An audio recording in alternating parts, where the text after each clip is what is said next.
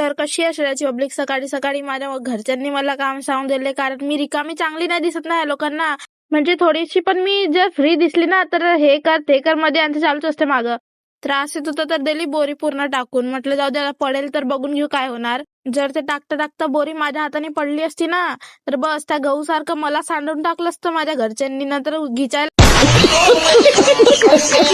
तो ड्रम घिचायला गेली तर ड्रम सोबत मी पण पडणार होती. आता गहू तर नाही, मी सांडली असती घरामध्ये. अजून बेशरम सारखी हसत पण होती बाई. जर घरामध्ये पडली असती ना तर मला माझ्या घरच्यांनी मारलं असतं असंच. आज मला माहिती आहे माझ्या ताईचं आणि माझं खूप मोठं भांडण होणार आहे, कारण तिने थोडंसं जरी मारलं ना स्टार्टिंग मध्ये तर आमच्या लास्ट मध्ये महायुद्ध होतं. जाऊ द्या, मग जेवढं सामान होतं पसरवून ठेवलेलं ते साफ केलं. नंतर गेली तिकडच्या रूम मध्ये, कारण मी पण तिकडे अजून खूप पसारा पसरून ठेवला होता. हे बघा माझी बॉडी बघा, म्हणून मी बॉडी बनवून ठेवली. एवढी खाऊ खाऊ बॉडी बनवून ठेवली ना मी. हे सगळं पास्ता मुळे आहे, कारण मी रोज रोज पास्ता खाऊन राहिली ना भाई. रोजचा पास्ता. नंतर रूम फ्रेशनर मारत होती घरामध्ये. नंतर साक्षी आली, तिने मला रागवलं. थांबा तुम्ही पण ऐकू.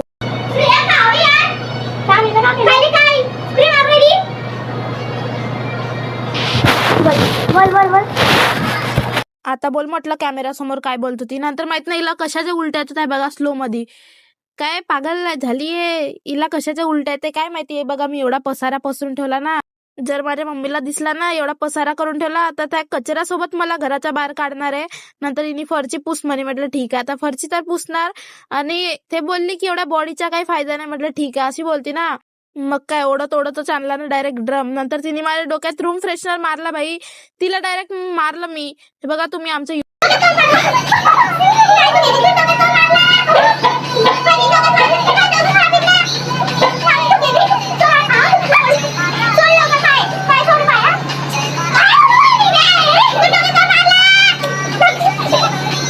झालं ते आज गेली माझ्या हाताने. म्हटलं तू इकडे, म्हटलं थांबा तुम्हाला दाखवते ते कशी लपत होती मला बघून. ते बघा ते घराच्या बाहेर गेली, दरवाजा बंद करून ठेवला. म्हटलं उघड, म्हटलं नाही काही करत तुला.